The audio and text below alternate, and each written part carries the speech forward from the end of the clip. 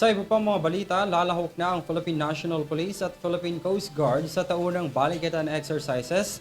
Ito ang pinakamalaking pagsasanay sa pagitan ng Pilipinas at Estados Unidos.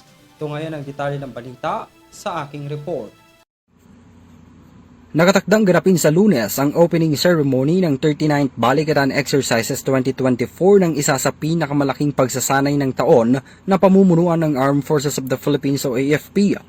Sa Balikatan sa Lunes, makikilahok na rin ang Philippine Coast Guard at Philippine National Police sa pagitan ng Pilipinas at Estados Unidos. Ayon kay Balikatan Exercises 2024 spokesperson Colonel Michael Lohico, inaasahang dadalo ang nasa 16,770 na mga sundalo at iba pang uniform personnel sa bilateral na pagsasanay.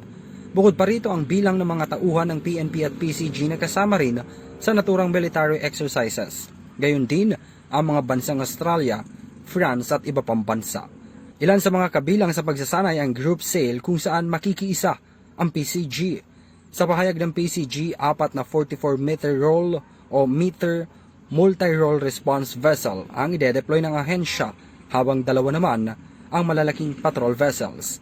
Sinabi ni PCG spokesperson Arman Balilo na ito ang kauna-unahang lalahok ng PCG sa balikatan kung saan lalahok ang kanilang mga miyembro sa Coast Guard Special Operations Force.